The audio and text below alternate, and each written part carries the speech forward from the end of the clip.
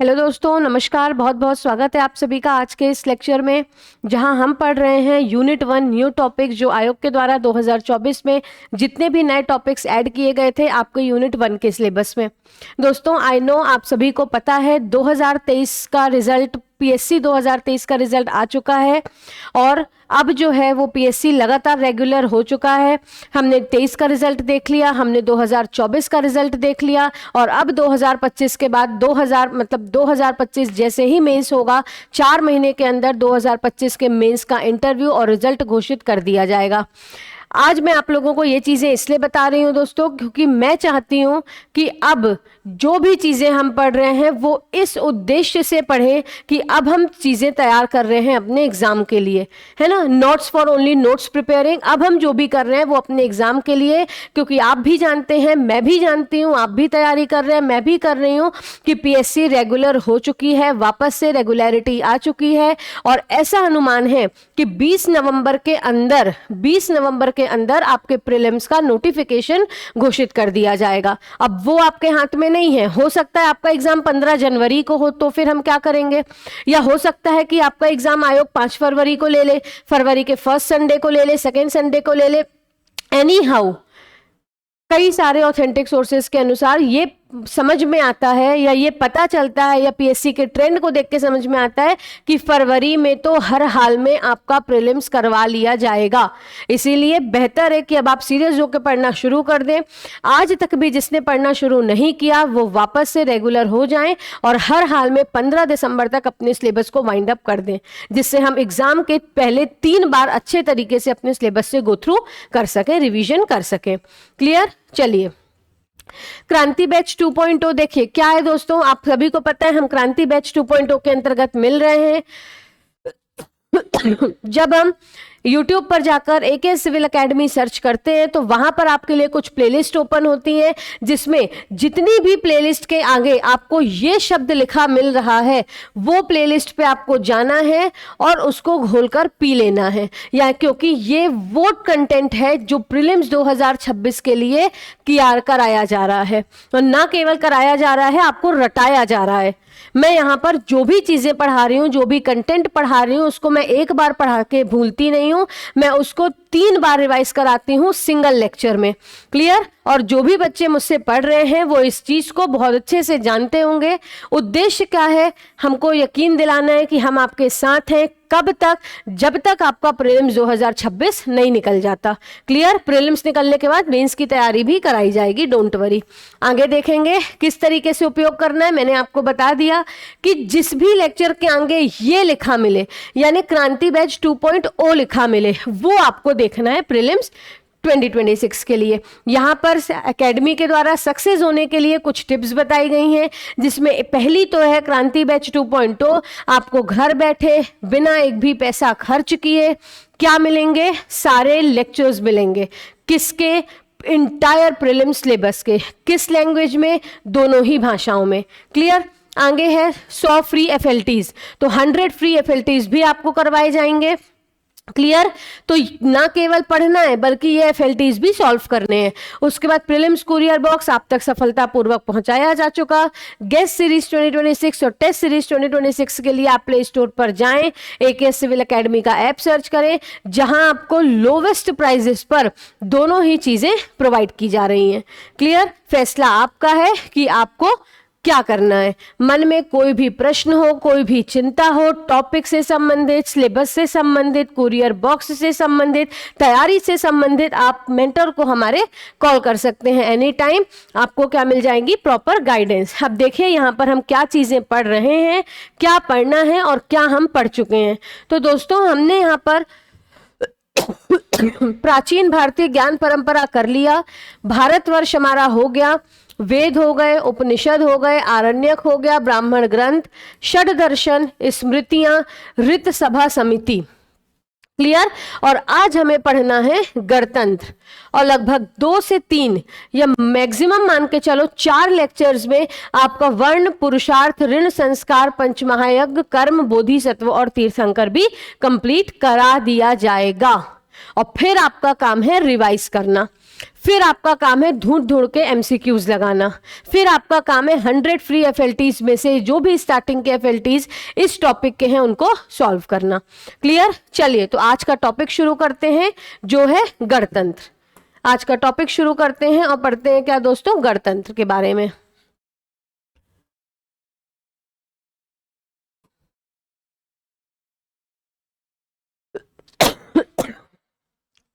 चलिए तो देखते हैं हम यहाँ पर गणतंत्र।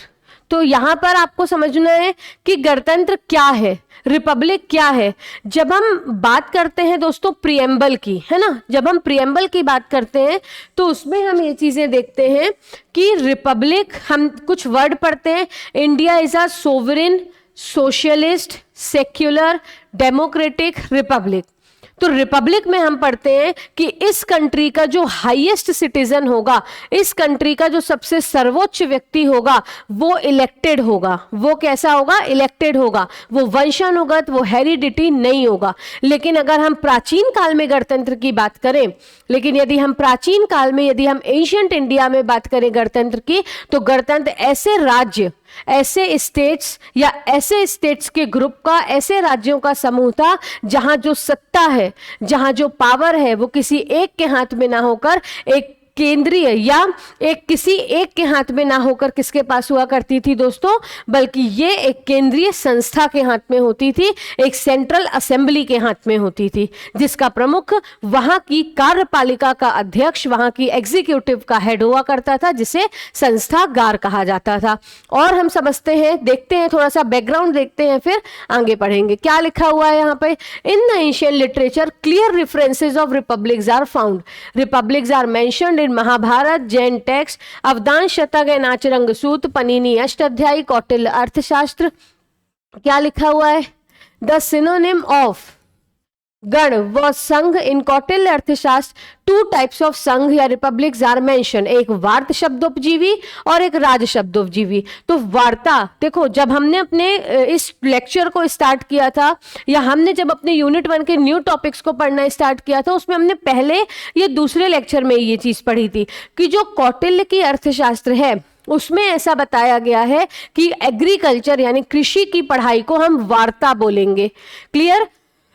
तो कौटिल्य के अर्थशास्त्र में हमें दो प्रकार के गणतंत्रों की जानकारी मिलती है, एक वार्ता शब्दोपजीवी, एक राज शब्दोपजीवी। तो वार्ता शब्दोपजीवी वो गणतंत्र होते थे जो एग्रीकल्चर, एनिमल हस्बेंड्री आदि चीजों पर आधारित थे, where the livelihood of people is through varta. अब agriculture, animal husbandry, trade as well as arms weapon among such republic Kamboj and Saurashtra were prominent. वही राज शब्दोपजीवी, तो ये वो रिपब्लिक होते थे जहां के राजा, कौन सा टाइटल दोस्तों, जहां के जो शासक है वो राजा का टाइटल होल्ड करते थे।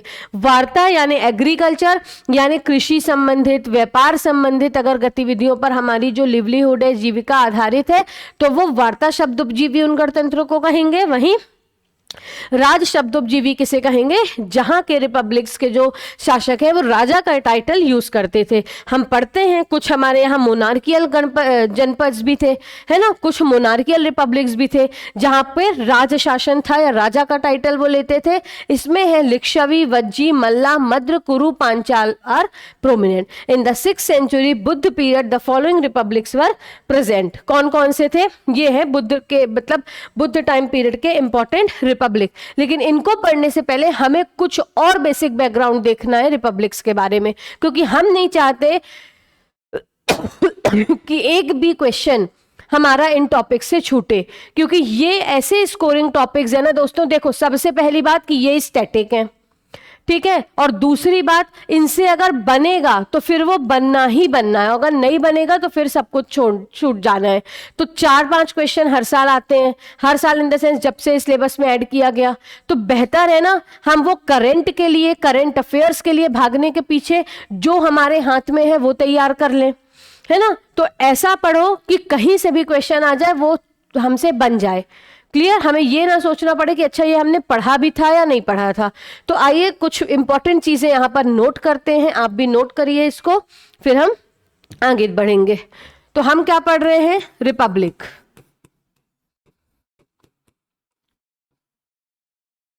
हम क्या पढ़ रहे हैं दोस्तों, यहाँ पर रिपब्लिक पढ़ रहे हैं। तो रिपब्लिक के लिए मैंने क्या बताया कि ओरिजिनली अगर हम अभी देखें, है ना, प्रेजेंट टाइम्स में देखें, अगर हम प्रेजेंट टाइम्स में देखें और अगर हम एंशिएंट इंडिया की बात करें, थोड़ा सा बैकग्राउंड समझने का प्रयत्न करेंगे, फिर कौन कौन से रिपब्लिक थे, उनकी क्या क्या कैरेक्टरिस्टिक्स थी, वो तो बहुत कम समय वाली चीजें है ना। तो देखिए रिपब्लिक वापस से समझेंगे, वापस से लिख के समझने का प्रयास करेंगे, क्योंकि मैं ऐसा मानती हूं लिख लिख कर याद करने से, लिख लिख कर पढ़ने से चीजें ज्यादा बेहतर तरीके से क्लियर होती हैं। तो रिपब्लिक, रिपब्लिक दोस्तों प्रेजेंट टाइम पे अगर हम बात करें तो रिपब्लिक का क्या मतलब होता है, प्रेजेंट टाइम पे रिपब्लिक का मतलब है कि the highest citizen, the highest person या citizen of country is elected, not heredity। यानी कि यहां पर क्या आपको बताया जा रहा है कि अगर हम इस समय की बात करें, अगर हम आज की बात करें, तो रिपब्लिक का मतलब वो होता है, गणतंत्र मतलब वह शासन होता है, वह तंत्र होता है जहां का जो राजा है, या जहां जैसे हमारे यहाँ का जो फर्स्ट सिटीजन होता है, कौन, हमारे यहाँ का जो फर्स्ट सिटीजन होता है, तो who is known as the first citizen of the country, आप सभी जवाब देंगे मैडम, राष्ट्रपति या प्रेसिडेंट। तो प्रेसिडेंट कौन होता है, first citizen of the country. तो as a first citizen of the country the president of India must be elected, not heredity, यानी कि वो वंशानुगत नहीं होनी चाहिए कि राष्ट्रपति का बेटा राष्ट्रपति बनेगा, ऐसा नहीं, प्रॉपर इलेक्शन होगा, प्रॉपर सारी चीजें होंगी। लेकिन अगर हम एंशिएंट इंडिया की बात करें, अगर हम प्राचीन भारत की बात करें, तो हमें क्या समझ में आता है, रिपब्लिक का मतलब था ग्रुप ऑफ, है ना, या सीधा बोले राज्य या राज्यों का, या राज्यों का ऐसा समूह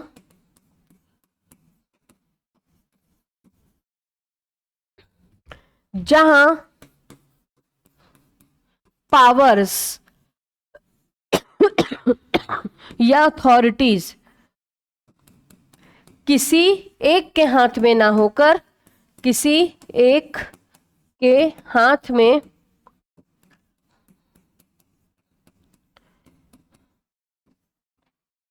एक केंद्रीय संस्था, एक केंद्रीय संस्था, यानी कि एक सेंट्रल असेंबली के हाथ में होती थी, और जिसके प्रमुख को हम क्या बोलते थे, जिसके प्रमुख को हम क्या बोलते थे दोस्तों, उसके प्रमुख को हम बोलते थे संस्थागार, संस्थागार। और ये संस्थागार कौन होता था, वहां का एग्जीक्यूटिव हेड, वहां की कार्यपालिका का अध्यक्ष, वहां का एग्जीक्यूटिव हेड। तो ये चीजें समझ में आ रही हैं आपको। तो रिपब्लिक प्रेजेंट में क्या मतलब है, और एंशिएंट इंडिया में आपसे पूछा जाएगा the meaning of republic in ancient India, तो आपको रखना इट रिफर्स टू स्टेट और group of such states where the power is not in the hands of the single person but it lies in a central assembly, जिसका head कौन होता है, संस्थागार। और संस्थागार कौन होगा, executive head of that republic, वहां की कार्यपालिका का अध्यक्ष, वहां की कार्यपालिका का अध्यक्ष। ठीक, ये है गणतंत्र का मतलब। अब आपसे पूछा जाएगा कि ये जो गणतंत्र शब्द है, इसके मेंशन कहां कहां पे मिलते हैं, हमें पता कहां कहां से चलता है कि अच्छा गणतंत्र कहां मेंशन है, कौन कौन से गणतंत्र थे, या किन किन ग्रंथों में हमें रिपब्लिक की जानकारी मिलती है। तो इंपॉर्टेंट सोर्सेज लिखिए, अब इंपॉर्टेंट सोर्सेज, इंपॉर्टेंट सोर्सेस लिखेंगे, इंपॉर्टेंट सोर्सेस। इसमें आपको सबसे पहले लिखना है वेदों में, महाभारत में, कौटिल्य के अर्थशास्त्र में,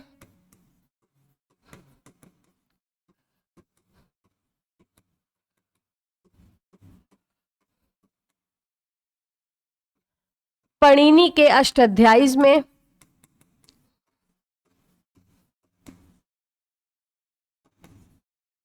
जहां हमें यौधेय गणराज्य की जानकारी मिलती है।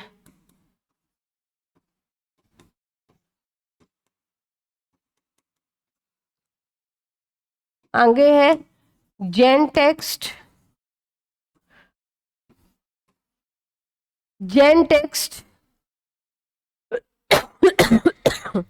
भगवती सूत्र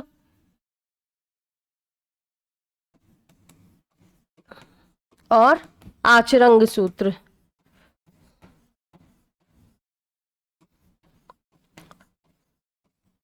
इसके बाद बौद्ध टेक्स्ट,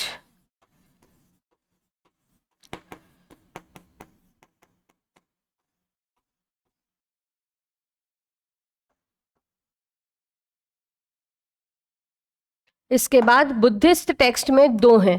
बुद्धिस्ट में एक होती है हीनयान शाखा और एक होती है महायान शाखा।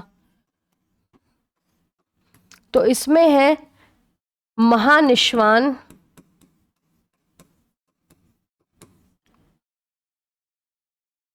और यहां है अवदान शतक।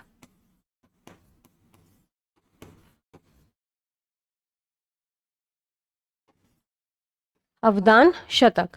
तो ये कुछ इंपॉर्टेंट क्या है दोस्तों, जहां से हमें मेंशन मिलता है। क्लियर?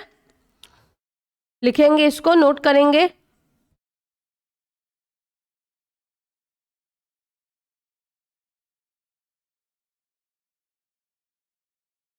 इसके अलावा बुद्धिस्ट स्क्रिप्चर अंगुत्तर निकाय में भी इसकी जानकारी मिलती है, जहां से हमें 16 महाजनपदों की जानकारी भी मिलती है।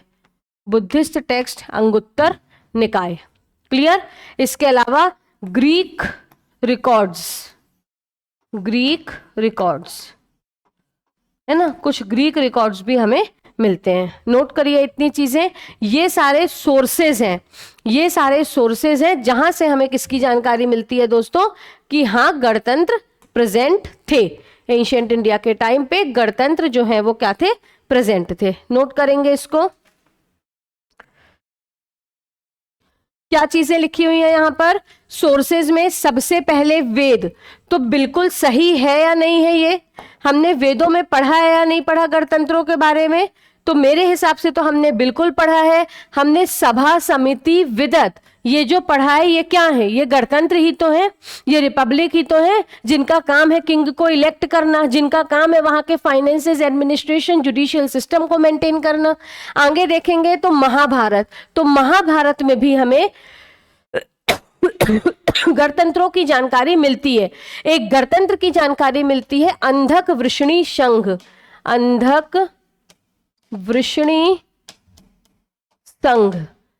यानी कि गणतंत्र यानी कि यूनियन। तो एक अंधक वृषणी संघ की जानकारी मिलती है, जहां से संबंधित थे वासुदेव कृष्ण।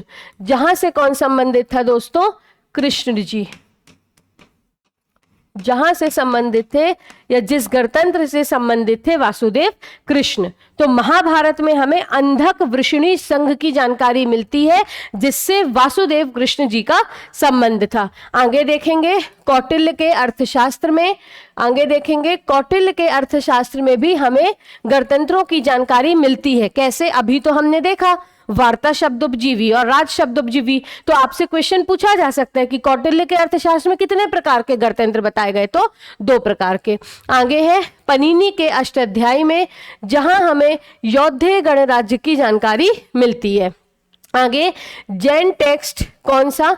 भगवती सूत्र और आचरंग सूत्र। बुद्धिस्ट टेक्स्ट में भी गणतंत्रों की जानकारी मिलती है, जहां हीनयान शाखा के महानिश्वान ग्रंथ में, जो कि पाली भाषा में है। क्लियर? और महायान शाखा के किसमें दोस्तों? अवदान शतक में, जो संस्कृत भाषा में लिखा गया। क्लियर? आपको पता होना चाहिए कि जो हीनयान शाखा थी उसमें पाली भाषा का प्रयोग होता था, और जैसे उसमें डेवलपमेंट हुए तो महायान शाखा संस्कृत भाषा का प्रयोग होता था वहां पर। और उसके अलावा अंगुत्तर निकाय में भी जानकारी मिलती है और ग्रीक रिकॉर्ड्स में भी जानकारी मिलती है। क्लियर? तो ये सारी इंफॉर्मेशन, ये सोर्सेज हमें कहाँ से पता चलते हैं? ये इंपॉर्टेंट सोर्सेज से कि गणतंत्र प्रेजेंट थे एंशिएंट इंडिया के टाइम पे। ठीक, नोट करिए इसको, फिर हम आगे देखते हैं।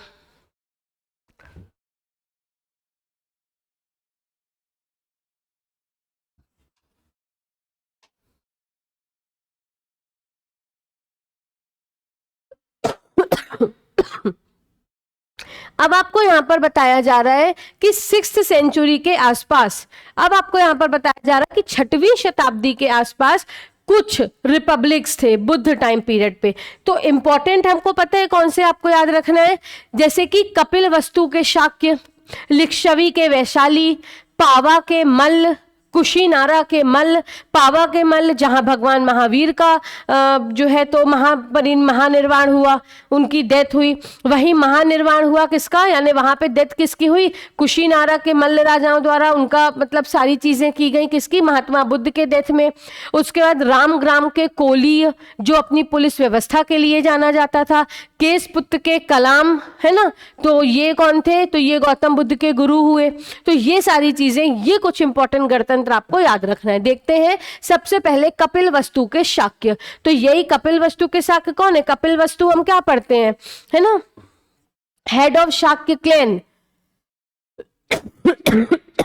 तो गौतम बुद्ध के पिता शुद्धोदन, गौतम बुद्ध के पिता कौन थे, शुद्धोदन थे ना, जो किसके थे हेड। तो ये जो हेड हुआ करते थे किसके दोस्तों,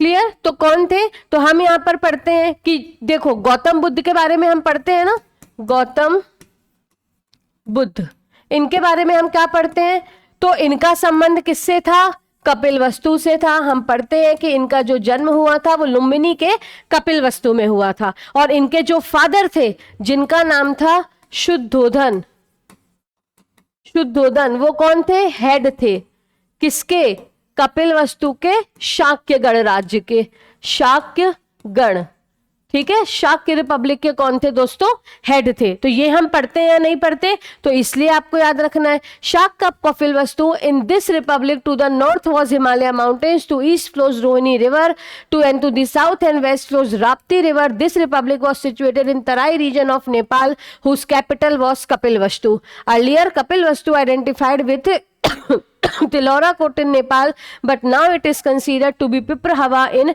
Siddharthnagar, Uttar Pradesh. From here, remains of Buddhist stup and a reliquary casket has been found. क्या ये याद रखना है, बिल्कुल नहीं। याद क्या रखना है, कपिल वस्तु के शाक्य या शाक्य ऑफ कपिल वस्तु। और ये वो गणराज्य है जिस गणराज्य से भगवान बुद्ध का संबंध था, उनका जन्म यहाँ पर हुआ था, उनके पिता शाक्य गण के हेड थे। और ये वर्तमान में उत्तर प्रदेश वाले रीजन के आसपास है, लेकिन पहले इसे जो था तो ये नेपाल के आसपास के रीजन में था। क्लियर, तो ये आपको ध्यान रखना है। आगे देखेंगे भग्गास ऑफ सुषुमा नगरी। तो it's identification has been made with Chunar in Mirzapur district of Madhya Pradesh. The territory of this republic was situated between Yamuna and Son rivers in Vindh region. At the time of Buddha, the ruler here was Bodhi Kumar, son of Udayan Vats, who had accepted discipleship of the Buddha. Clear? तो ये हमारे लिए important है क्या, important हमारे लिए सुसुमागरी के भग्ग। तो आपसे पूछा जा सकता है कि जो सुसुमागरी थे या वहां पे कौन से शासक थे, या जो भग्ग थे वो कहाँ के थे, तो सुसुमागिरी के। तो ये आपको याद रखना है। उसके बाद बुलीज ऑफ अल्लकल्प, ये हमारे लिए इंपॉर्टेंट नहीं है। केसपुत्र के कलाम, ये हमारे लिए इंपॉर्टेंट है, केसपुत्र के कलाम। तो नोट करिए क्या क्या इंपॉर्टेंट है। एक तो कपिल वस्तु के शाक्य, एक तो कपिल वस्तु के शाक्य नेपाल वाला रीजन, कपिल वस्तु के शाक्य नेपाल उत्तर प्रदेश वाले रीजन पे। दूसरा है कौन सा हमारा, सुसुमागरी के भग्ग। क्लियर। उसके बाद कलाम ऑफ केसपुत्र। तो केसपुत्र के कलाम क्यों इंपॉर्टेंट है, क्योंकि गौतम बुद्ध जो गौतम बुद्ध थे उनके पहले गुरु थे ना अलार कलाम, पता है या नहीं पता, अलार कलाम, जिन्होंने उन्हें न्यूमरोलॉजी की शिक्षा दी थी। कौन थे, फर्स्ट गुरु किसके, गौतम बुद्ध के। तो गौतम बुद्ध के पहले गुरु थे अलार कलाम, जो केसपुत्र वाले रीजन से थे, तो लिखा है केसपुत्र के कलाम, कलाम ऑफ केसपुत्र, और यहीं से थे Alara Kalama, a teacher of Samkhya philosophy who lived near Uruvela after renouncing household life, Buddha first receive initiation from him. Clear, इन्होंने उन्हें न्यूमरोलॉजी की शिक्षा दी थी, यानी सांख्य दर्शन की शिक्षा दी थी। तो याद रखना है ये चीज आपको। आगे देखेंगे कोलीय ऑफ रामग्राम, तो रामग्राम गोरखपुर, रामग्राम गोरखपुर के कोलीय है ना, और ये कोलीय जो गणराज्य है ये जाना जाता है किसके लिए, अपनी पुलिस व्यवस्था के लिए। आगे देखेंगे मल्ला ऑफ कुशीनगर, और कुशीनगर के मल्ल और पावा के मल्ल दोनों ही हमको ये पढ़ने हैं। क्लियर, तो पावा के मल्ल और कुशीनगर के मल्ल, तो देखेंगे यहां पर क्या लिखा हुआ है, मल्ल ऑफ कुशीनगर। तो this republic was situated at Kas in Kushinagar district of Uttar Pradesh. In the Valmiki Ramayana the Malla are described as descendant of Chandraketu Malla son of Lakshmana. किसके सन, लक्ष्मण के। ठीक, in the Sal van of this republic Buddha attain Mahaparinirvana. ये इंपॉर्टेंट है हमारे लिए, क्या कि कुशीनगर के मल्ल में क्या हुआ था, इन the Sal van of this Republic. Clear, in the Sal van of this Republic क्या हुआ था, यहां पर गौतम बुद्ध को महापरिनिर्वाण मिला था, यानी सेल्वेशन मिला था, यानी कि उनकी डेथ हुई थी। क्लियर, और पावा के मल्ल में महावीर स्वामी डाइड। इस रिपब्लिक में क्या हुआ था, महावीर स्वामी की डेथ हुई थी। तो पावा के मल्ल महावीर स्वामी की डेथ, कुशीनगर के मल्ल गौतम बुद्ध की डेथ। आगे मौर्य ऑफ पिपलीवन, यानी पिपलीवन के मौर्य, इसमें क्या याद रखना है, ये भी उत्तर प्रदेश के गोरखपुर डिस्ट्रिक्ट में है। फिर लिच्छवी ऑफ वैशाली, यानी वैशाली के लिच्छवी, तो ये जो वैशाली के लिच्छवी थे, लिच्छवी सबसे बड़ा गणराज्य हुआ करता था, ये आपको ध्यान रखना है। Vaishali has been identified with the Basarh Muzaffarpur Bihar in the Sultani pit, यहाँ पे Sutta Nipata. Vaishali has been called as Magadhpuram. This was the largest and most powerful republic of Buddha's time. हमने ये पढ़ा है, हमें ये पता है कि जो वज्जी है, वैशाली है, वो सबसे बड़ा गणराज्य होता था। क्लियर, यहाँ के हम जुडिशियल सिस्टम के बारे में भी पढ़ेंगे और यहीं से हम अनुमान लगाएंगे कि अच्छा गणराज्यों में ऐसी न्याय व्यवस्था रहती होगी। ठीक, उसके बाद at the time of Buddha the ruler here was Chetak. Chetak हम पढ़ते हैं ना, लिच्छवी के राजा चेटक, क्यों याद आ रहा है, लिच्छवी के राजा चेटक की बहन कौन थी, त्रिशला। लिच्छवी के राजा चेटक की बहन कौन थी, त्रिशला। लिखा है at the time of Buddha ruler here was Chetak. Chetak की बहन त्रिशला महावीर स्वामी की मम्मी। क्लियर, और चेटक डॉटर चेलन्ना, जिसकी शादी बिंबिसार के मगध से हुई थी, मगध के बिंबिसार से हुई थी। The Lichchhavi had conflict with the Magad during the time of Ajatshutru and Ajatshutru defeated them. Mithila के विदेह, this republic was situated in the Bihar में है, मिथिला बिहार में सिचुएटेड है। उसके बाद ये थे हमारे कुछ इंपॉर्टेंट रिपब्लिक। क्लियर, अब इसमें भी देखो आपको किसमें क्या याद रखना है, आओ देखते हैं। ये आप सभी ने नोट कर लिया होगा। क्लियर, आइए देखते हैं। तो हम यहां पर पढ़ रहे हैं इंपॉर्टेंट रिपब्लिक्स।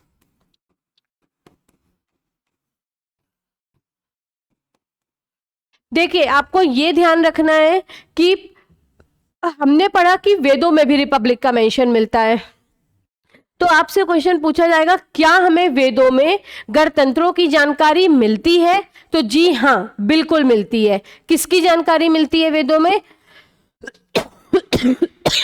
सभा समिति विदत, ये क्या है, ये उस टाइम के रिपब्लिक इंस्टीट्यूशंस ही तो हैं। आपसे पूछा जाएगा महाभारत काल में अंधक वृष्णि संघ की, और 6th सेंचुरी में बुद्ध जैन टाइम पीरियड के टाइम पर पूछा जाए तो ये हम पढ़ रहे हैं इंपॉर्टेंट रिपब्लिक्स बुद्ध पीरियड। यह सीधा याद रखना है 6th सेंचुरी के समय। क्लियर, 6th सेंचुरी के समय पर।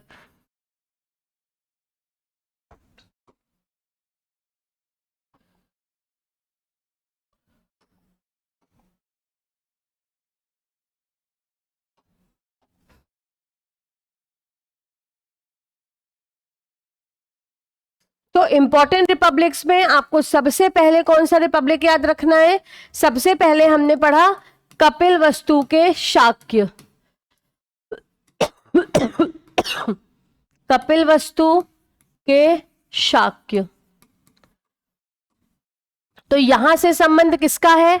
यहां से संबंध है दोस्तों गौतम बुद्ध का। यहां से संबंध किसका है? यहां से संबंध है गौतम बुद्ध का। गौतम बुद्ध के पिता थे जो शाक्य गण के हेड हुआ करते थे। ठीक, कपिलवस्तु के शाक्य गण के हेड। और ये वर्तमान में कहां स्थित है? नेपाल, उत्तर प्रदेश वाले रीजन पर। क्लियर? आगे देखेंगे, आगे हमने देखने को मिलता है, फिर हम देखेंगे मल्ल ऑफ पावा और मल्ल ऑफ कुशीनगर। तो पावा के मल्ल में किसको सैल्वेशन मिला? महावीर स्वामी। क्लियर? महावीर स्वामी की क्या हुई? यहां पे डेथ हुई।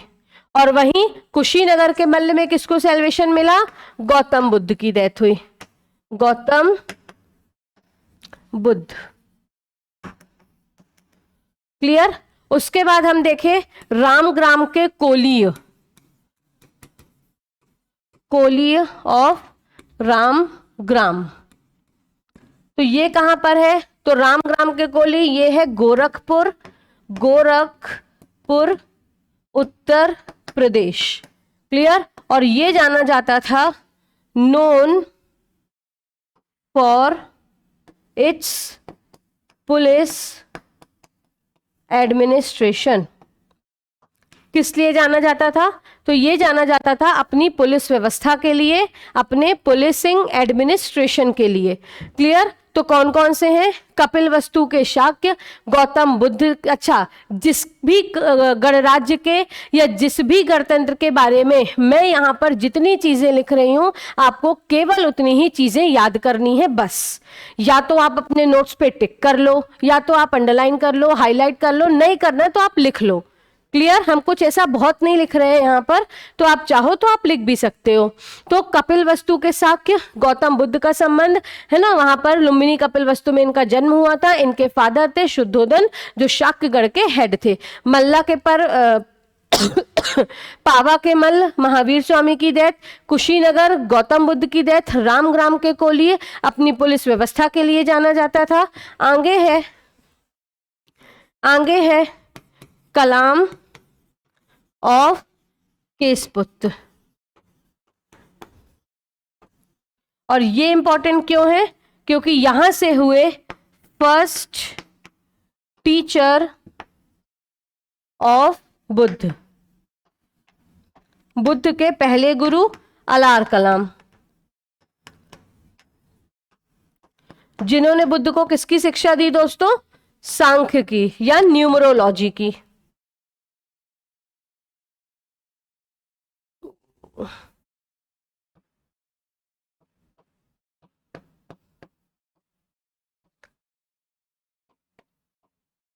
न्यूमरोलॉजी। क्लियर? यहां से क्या मिला? तो यहां से बुद्ध को इनसे पहली शिक्षा मिली न्यूमरोलॉजी की, सांख्य की। तो समझ में आ रही है ये चीजें आपको? शाक्य से गौतम बुद्ध, पावा के मल्ल से महावीर स्वामी की डेथ, कुशीनगर के मल्ल में इनको महापरिनिर्वाण बुद्ध को कोली अपनी पुलिस व्यवस्था के लिए जाना जाता है। उसके बाद कलाम, केसपुत के कलाम, अलार कलाम, ये कौन थे? पहले गुरु थे। किसके? गौतम बुद्ध के। आगे देखेंगे तो आगे हम कौन सा गणराज्य पढ़ते हैं दोस्तों? सुषुमगिरी के भग्ग। क्लियर? आगे हम किसका पढ़ते हैं? एक तो पिपलीवन के मौर्य भी पढ़ते हैं। कौन? पिपलीवन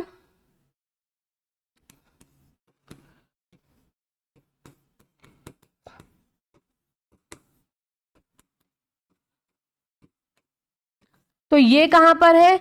ये भी है उत्तर प्रदेश में। और यहां से संबंध किसका है? चंद्रगुप्त मौर्य। चंद्रगुप्त मौर्य। यहां से संबंध किसका है दोस्तों? चंद्रगुप्त मौर्य का। क्लियर? चंद्रगुप्त मौर्य का। उसके बाद हम आगे देखें तो हम यहां पर देखते हैं मिथिला के विदेह, विदेह ऑफ मिथिला। इसके बाद हम देखते हैं सुषुम्नागिरी के भग्ग।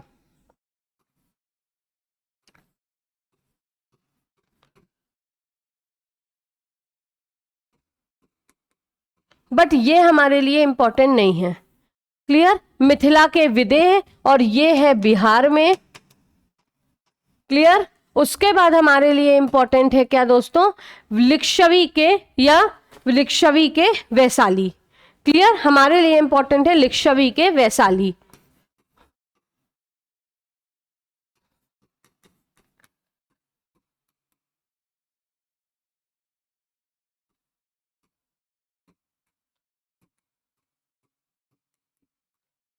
या वज्जी। क्लियर?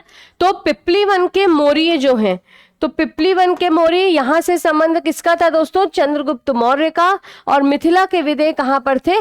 बिहार वाले रीजन पर। कहां पर थे दोस्तों? ये बिहार वाले रीजन। तो इंपॉर्टेंट हमारे कपिलवस्तु के शाक्य हो गए, फिर वज्जी, फिर लिच्छवी के वैशाली हो गए। इसके अलावा हमारा मिथिला के विदेह, कुशीनगर के मल्ल, पावा के मल्ल, पिपली वन के मौर्य और केसपुत्र के कलाम, ये हो गए। अब देखो वैशाली के लिच्छवी, तो हम सबसे पहले कुछ इंपॉर्टेंट चीजें पढ़ते हैं कि ये जो वज्जी वैशाली है ये कहां पर स्थित है? बिहार में। कहां स्थित है दोस्तों? ये बिहार में। तो ये समझ में आया। अब यहां से हम क्या पढ़ते हैं? तो लिच्छवी किंग चेटक सिस्टर कौन थी? त्रिशला। और ये त्रिशला कौन बनी? महावीर स्वामी की मम्मी। क्लियर? वहीं हम देखते हैं लिच्छवी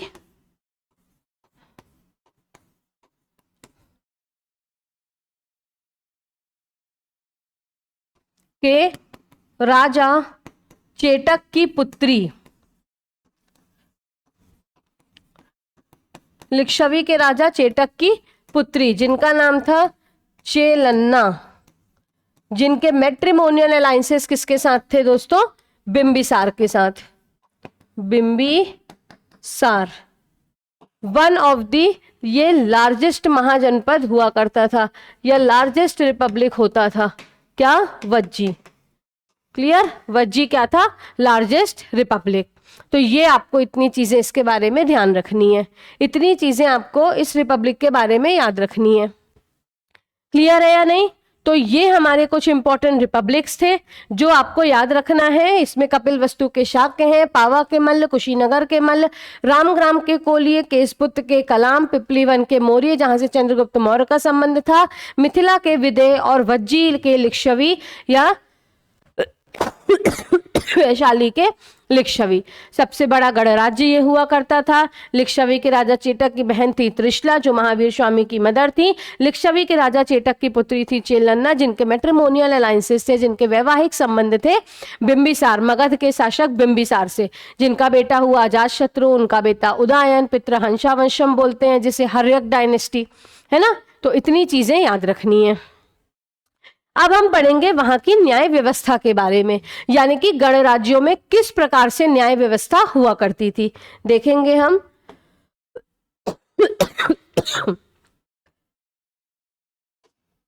देखिए, legislation system and system of administration of republics, क्या लिखा है? About the legislation and system of administration of republic very little is known, बहुत कम चीजें हैं, है ना। A republic was confederation of many clans, है ना, यानी अलग अलग राज्यों का समूह होता था। ये जो गणतंत्र है वो अलग अलग राज्यों का समूह होता था।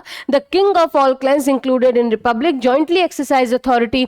The president of executive of a republic was elected among the king of clans included in that republic and was called राजा। उसके अंदर उपराजा, सेनापति और भंडगारिक जो ट्रिजरर होता था, है ना, जो सारे बेसिकली भंडगारिक यानी जो जो भंडार की जो भी मनी है उसकी रक्षा वगैरह करता था, ट्रेजरी उसको सेव करता था। ठीक, तो क्या लिखा हुआ है, ये राज्यों का समूह है। ठीक, ये जो गणतंत्र है ये राज्यों का समूह है, जहां पावर जो है वो एक सेंट्रल असेंबली के हाथ में होती थी, जो अलग अलग क्राइम्स के अलग अलग राज्यों के राजा होते थे, उनमें से किसी एक राजा को वहां की कार्यपालिका का अध्यक्ष, प्रेसिडेंट ऑफ एग्जीक्यूटिव बना लिया जाता था। इसके साथ उपराज थे, सेनापति थे और भंडगारिक थे। तो ये वर्ड्स आपको पता होना चाहिए कि उपराजा कौन थे। द वर्ड भंडगारिक मीन्स, तो इसका मतलब ट्रेजरर होता है, तो ये आपको पता होना चाहिए। In the administrative system of republic the central council और Santhagara had an important role whose head was the president of executive of republic. मैंने क्या बोला, मैंने सेम यही चीज बोली कि जो पावर है वो एक केंद्रीय असेंबली, एक सेंट्रल असेंबली के हाथ में होती थी, जो कौन होता था, संस्थागार, एक इंपॉर्टेंट रोल। और इसका हेड कौन होता था संस्थागार का, वहां की कार्यपालिका का अध्यक्ष, वहां का हेड, क्या, whose head was the president of executive of that republic. समझ में आ रही है बात। आगे, the remaining king of clans and important minister were members of central assembly, यानी जो बचे हुए किंग और इंपॉर्टेंट मिनिस्टर्स है, मंत्री है, वो क्या होते थे, उस संस्थागार के सदस्य होते थे। Reference to constitution of Lichchhavi is found in text name Atthakatha. The number of members in Santhagara of Lichchhavi वो 7,707 एंड संस्थागार ऑफ साकी, ये हमारे लिए इंपॉर्टेंट नहीं है कि कहाँ कितने मेंबर्स थे। क्लियर, ये आपसे नहीं पूछा जाएगा। फिर all important decisions and appointment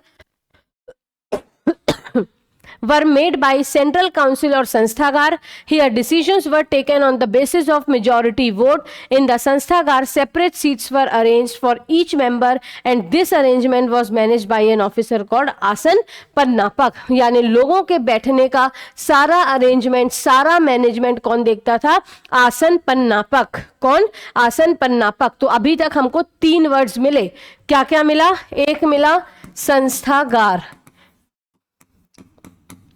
एक मिला भंडगारिक और एक क्या मिला दोस्तों, आसन पन्नापक।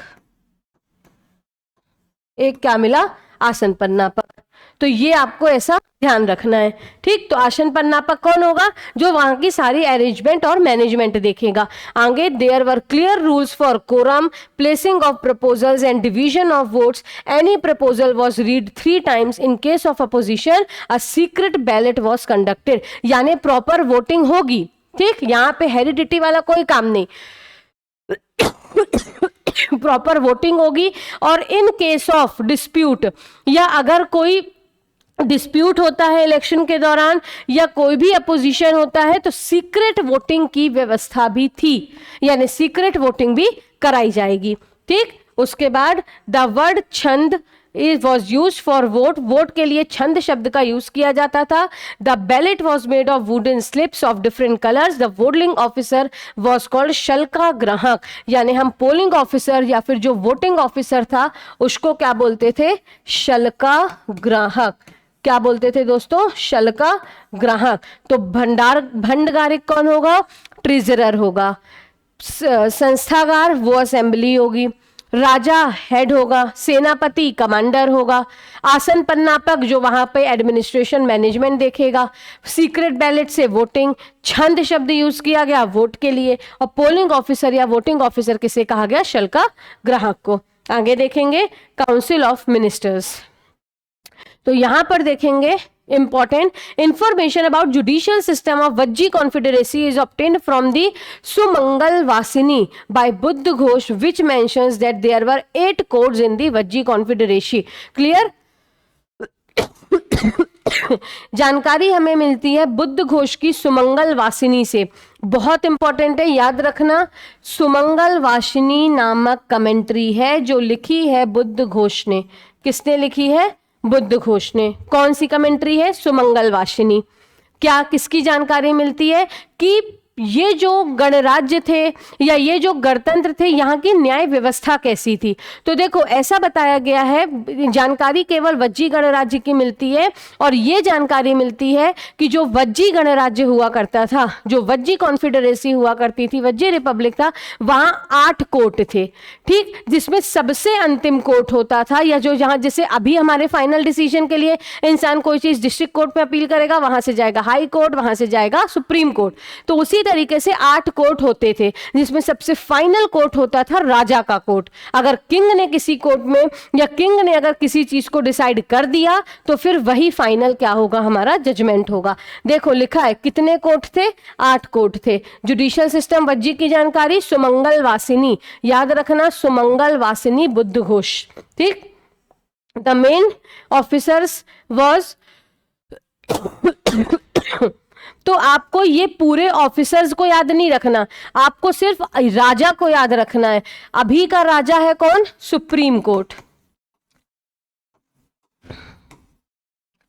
अभी का राजा कौन है, सुप्रीम कोर्ट, यानी supreme court is the final court of appeal.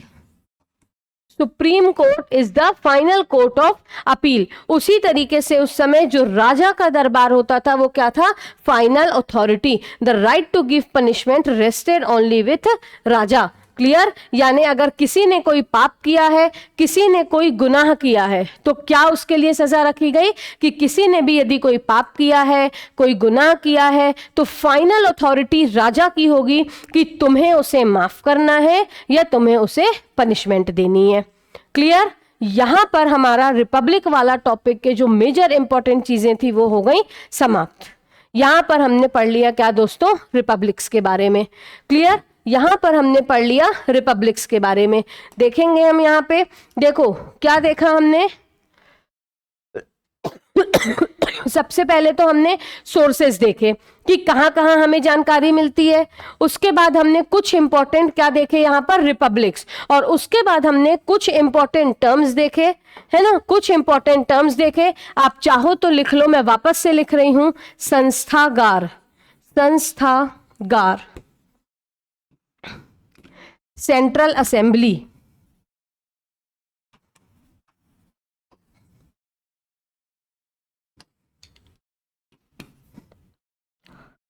उसके बाद राजा जो होगा वहां का वो होगा हेड, और हेड तो होगा उस, या सीधा बोले तो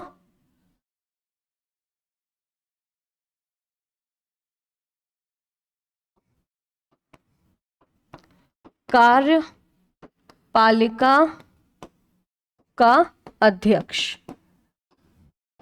clear, head of the executive.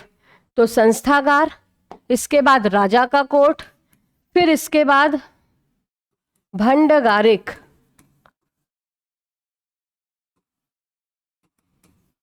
जो कौन होगा, ट्रीजरर। फिर नेक्स्ट है यहां पर आसन पन्नापक, और आसन पन्नापक कौन होगा, जो वहां पे मैनेजमेंट, सिटिंग एडमिनिस्ट्रेशन वगैरह देखेगा, है ना, सिटिंग एडमिनिस्ट्रेशन। उसके बाद हम वोट को क्या बोलेंगे, छंद बोलेंगे। हम वोटिंग ऑफिसर को क्या बोलेंगे, या पोलिंग ऑफिसर को क्या बोलेंगे, वोटिंग ऑफिसर या पोलिंग ऑफिसर को क्या बोलेंगे दोस्तों, शल्का ग्राहक।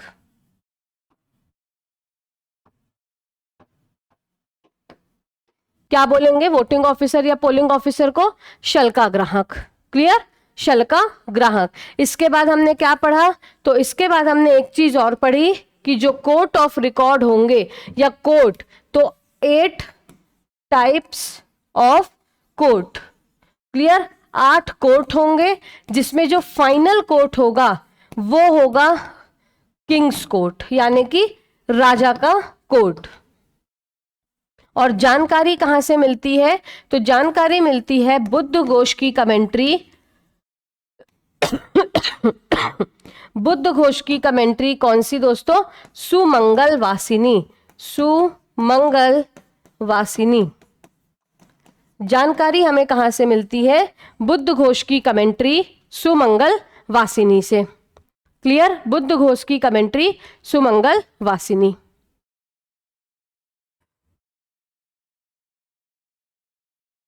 बुद्ध घोष की कमेंट्री कौन सी? सुमंगल वासिनी। जहां से हमें किसकी जानकारी मिलती है? ये 8 कोर्ट ऑफ अपील की।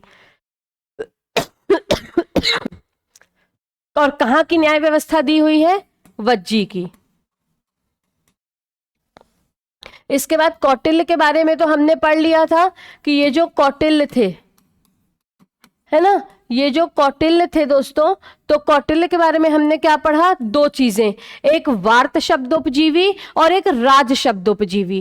क्लियर? एक हमने पढ़ा वार्ता, ये सीधा ऐसा लिखते हैं,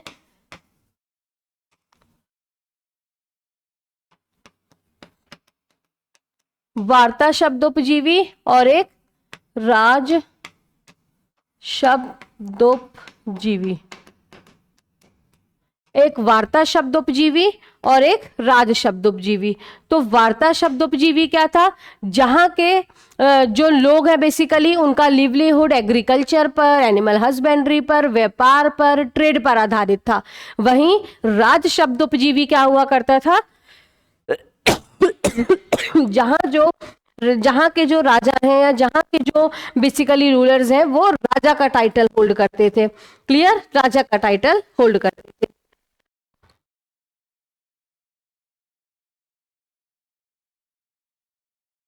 उसके बाद आपसे एग्जाम में क्वेश्चन दोस्तों पूछ लिया जाता है कि क्या मध्य प्रदेश के कोई गणतंत्र की जानकारी मिलती है? तो 1-2 नाम है, वो नाम आप लिख लीजिए कभी आपको आए।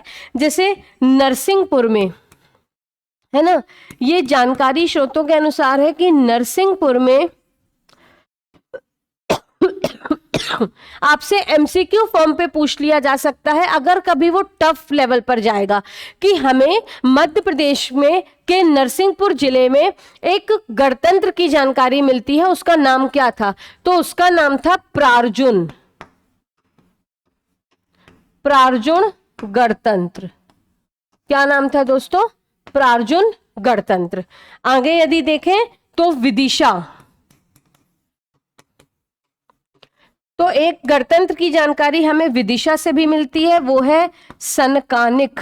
और ये मैंने एक टेस्ट सीरीज में देखा है कि मध्य प्रदेश में जो सनकानिक गणतंत्र है वो किस क्षेत्र के अंतर्गत आता है? तो वो आता है विदिशा के अंतर्गत। किसके अंतर्गत दोस्तों? विदिशा के अंतर्गत। और एक होती थी दोस्तों काक जाति, एक काक ट्राइब होती थी। कौन सी ट्राइब की मैं बात कर रही हूं? एक होती थी काक ट्राइब।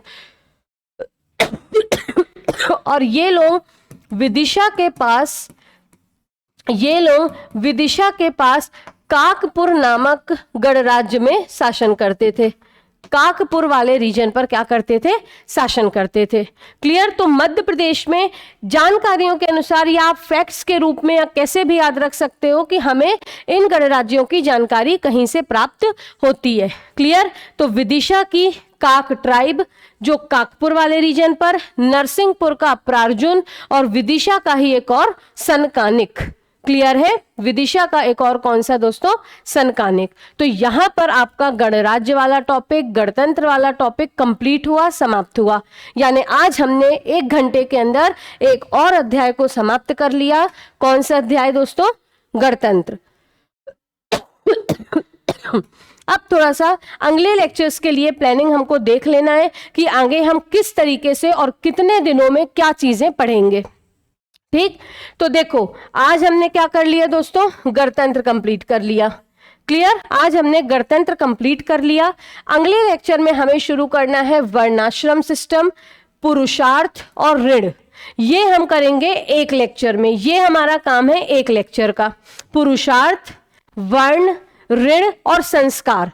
मैं 100% कोशिश करूंगी कि आपका पुरुषार्थ, वर्ण, ऋण, संस्कार तीनों हो जाए। अब क्योंकि देखो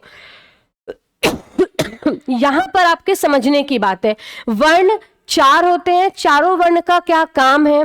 वर्ण की उत्पत्ति कैसे हुई, और वर्ण व्यवस्था कब रिगिड थी, कब वंशाधारित, कब जन्माधारित और कब कर्माधारित। बेसिकली वो इतना पढ़ने के बाद पुरुषार्थ में आना है। 4 पुरुषार्थ, क्या साधन है, क्या साध्य है, ये इंपॉर्टेंट चीजें। फिर ऋण, 3 ऋण कहाँ मेंशन है, कौन कौन से ऋण हैं, कैसे उतार सकते हैं। 16 संस्कार, मैंने आपको पहले भी कहा था, मैं आज भी कह रही हूं कि संस्कार तो मैं आप लोगों को लाइन से ऐसे पढ़ा दूंगी कि आपको एग्जाम टाइम पे भी संस्कार रिवाइज करने की जरूरत नहीं पड़ेगी, इतने बेहतरीन तरीके से। ठीक, फिर उसके बाद अगले लेक्चर पर हम पढ़ेंगे पंच महायज्ञ और प्रिंसिपल ऑफ कर्म। पंच महायज्ञ और प्रिंसिपल ऑफ कर्म, तो ये दोनों भी एक जो लेक्चर है उसमें कंप्लीट हो जाएंगे।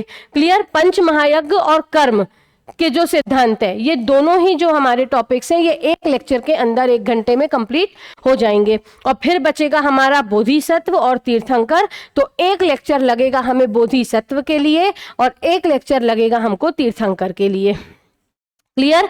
यानी कि आप मान के चलिए 1, 2 और 3, 4 दिनों का काम और बचा, और 4 दिनों के अंदर आपके हिस्ट्री के सारे नए टॉपिक्स हो जाएंगे कंप्लीट। क्लियर? आपके हिस्ट्री के सारे जितने भी न्यू टॉपिक्स हैं वो हमारे कंप्लीट हो जाएंगे। नेक्स्ट लेक्चर में हम वर्ण, आश्रम, पुरुषार्थ और ऋण, ये तीनों तो पढ़ ही लेंगे। संस्कार में भी कुछ बेसिक चीजें डिस्कस कर लेंगे। क्लियर? संस्कार में भी हम बेसिक चीजें डिस्कस कर लेंगे और पंच महायज्ञ कर्म के साथ जो भी संस्कार हैं वो पढ़ लेंगे। यानी ये और ये हमें 2 लेक्चर्स में कंप्लीट करने हैं शानदार तरीके से। क्लियर? अब दोस्तों मैं आप लोगों को एक एक्स्ट्रा चीज बताने वाली हूं, बस 5 मिनट के अंदर मैं अपने लेक्चर को ओवर कर दूंगी। मुझे ये बताना है कि जब हम कल मनुस्मृति पढ़ रहे थे, तो उसमें हमने 8 प्रकार के विवाह पढ़े थे। जब मैं कल आप लोगों को मनुस्मृति पढ़ा रही थी तो मैंने आप लोगों को बोला था कि जो विवाह है वो 8 प्रकार के होते हैं, 8 टाइप्स ऑफ मैरिजेस होती हैं, और ये मनुस्मृति में मेंशन है। तो आइए क्यों ना 5 मिनट के अंदर वो 8 प्रकार के विवाह देख लें कि कौन कौन से 8 प्रकार के विवाह थे, जिससे कभी आ जाए कि इनमें से प्रजापत्य विवाह का गुण या प्रजापत्य विवाह कौन सा है, और आपको 4-5 लाइन दे दी जाए अब ये कौन से विवाह का प्रकार है, तो ये आपको ध्यान रखना है। ठीक, तो लिखेंगे 8 टाइप्स। अच्छा, ये जो हम 8 टाइप्स ऑफ मैरिजेस पढ़ रहे हैं ना, ये प्रीलिम्स के लिए तो इंपॉर्टेंट है ही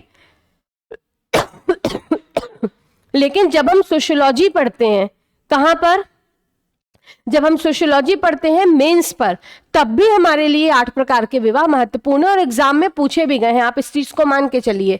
ठीक है, तो क्योंकि वहां पर भी हम संस्कारों की चर्चा करते हैं। 8 टाइप्स ऑफ मैरिज। सबसे उत्तम संस्कार माना गया है किसे दोस्तों? मैरिज को, यानी कि विवाह संस्कार को। विवाह संस्कार को सर्वश्रेष्ठ संस्कार माना गया है। जब हम 16 संस्कार पढ़ेंगे ना, तब हम विवाह संस्कार की बात करेंगे जो 15वें नंबर का संस्कार है। लेकिन तब मैं आपको ये 8 प्रकार के विवाह नहीं बताऊंगी, मैं सिर्फ आपको नाम बताऊंगी, इसलिए आप अभी इसको समझ लो, लिख लो। ठीक है, तो देखो 8 टाइप्स के मैरिजेस बहुत शॉर्ट में बहुत अच्छे तरीके से समझने के लिए हम ये करते हैं इसको। देखिए, तो पहला कौन था? ब्रह्म। फिर पहले 4 अच्छे वाले विवाह पढ़ेंगे, फिर 4 खराब वाले विवाह पढ़ेंगे। ठीक, तो सबसे पहले है ब्रह्म, फिर देव, फिर आर्य और फिर प्रजापत्य।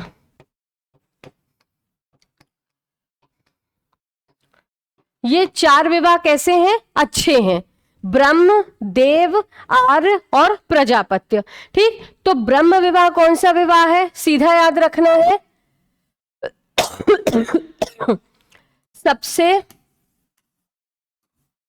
बेस्ट, जो कैसा किया जाए? माता पिता की आज्ञा से।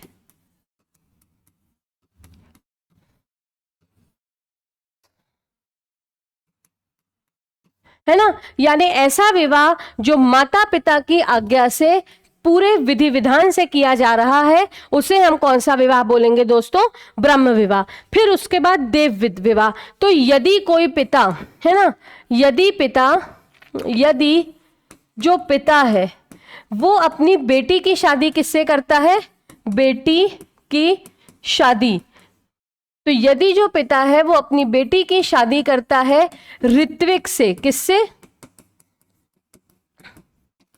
ऋत्विज से, तो वो किसकी कौन से प्रकार का विवाह होगा? देव विवाह। यानी कि इसमें जो पिता है वो अपनी बेटी की शादी पुरोहित से, यज्ञकर्ता से, है ना, वेद पढ़ने वाले से, ऐसे लोगों से करते हैं।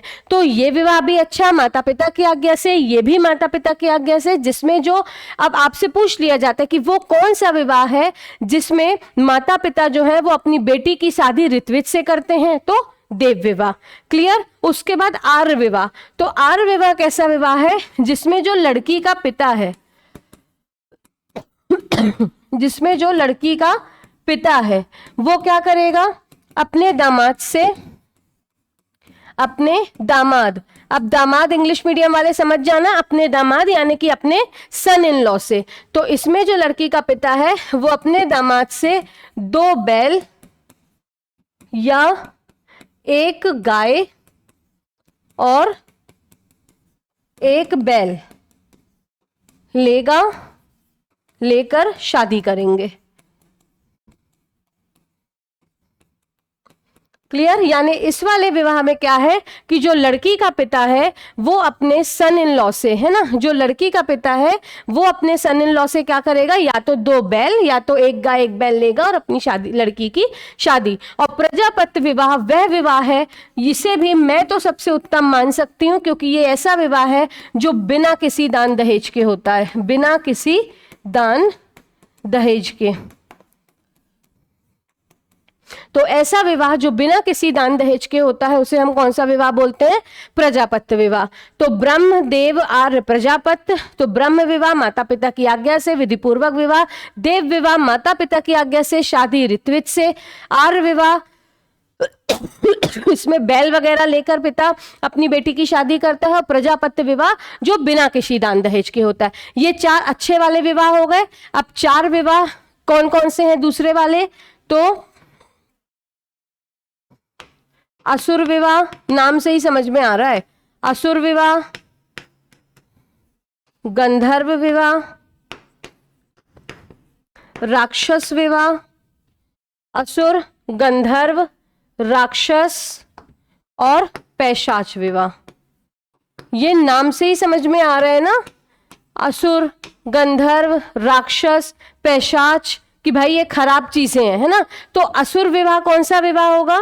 तो असुर विवाह वो होगा जो दान दहेज लेकर किया जाएगा, दान दहेज लेकर विवाह करना। क्लियर? वहीं गंधर्व विवाह क्या होगा? तो ये जो माता पिता की मर्जी के विरुद्ध हो, माता पिता की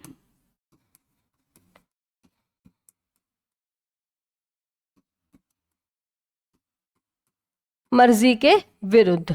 उसके बाद राक्षस विवाह। तो राक्षस विवाह कैसा विवाह होगा? जब हम किसी से बलपूर्वक शादी करेंगे या भाग के, बलपूर्वक शादी करना या भागकर शादी करना, है ना ये। और जब मनुष्य अपनी काम वासनाओं को या अपनी फिजिकल नीड्स के लिए किसी बेहोश से, है ना, या फिर किसी, मतलब मैं सीधा बोल सकती हूँ जिनका मेंटल स्टेट सही नहीं है ना, ऐसी लड़की से विवाह करेगा या शारीरिक संबंध बनाएगा, तो ये कौन सा विवाह होता है? पैशाच विवाह होता है, जो सबसे खराब विवाह है। ठीक, तो ये 4 कैसे विवाह हैं जो खराब है, जिसमें असुर विवाह जो दान दहेज लेकर होता है, गंधर्व विवाह जो माता पिता की मर्जी के विरुद्ध होता है, राक्षस जो बलपूर्वक हठ पूर्वक विवाह कर लिया जाता है, भगा कर ले जाया जाता है, और पैशाच विवाह विवाह जो अपने काम वासनाओं, अपनी फिजिकल नीड्स की पूर्ति के लिए किसी पागल लड़की से या किसी ऐसी जिसका मेंटल स्टेज अच्छा नहीं है या वो मजबूर है, ऐसी लड़की से यदि शादी करता है पुरुष, तो वो कौन सा विवाह है? पैशाच विवाह। तो देखिए ये 8 प्रकार के विवाह हैं। ब्रह्मदेव आर्य असुर, असुर गंधर्व राक्षस, ब्रह्मदेव आर्य प्रजापत, असुर राक्षस पैशाच और गंधर्व विवाह। ये आपको याद रखना है, ये कोई टाइम पास नहीं है, एग्जाम में क्वेश्चंस पूछे जाते हैं। सीधा सोशियोलॉजी के पेपर में 7 नंबर में क्वेश्चन पूछ लिया जाता है, एक्सप्लेन 8 टाइप्स ऑफ मैरिजेस। क्या लिखोगे? ये पढ़ लेना, एक एक लाइन लिख देना 7 लाइनों में। क्लियर? तो आज के लिए दोस्तों इतना ही। मिलेंगे अगले लेक्चर में जहां हमने अपने डिसाइडेड कंटेंट को पढ़ेंगे, वर्णाश्रम, ऋण संस्कार, ये चीजें। क्लियर? आज के लिए आप सभी का बहुत बहुत धन्यवाद।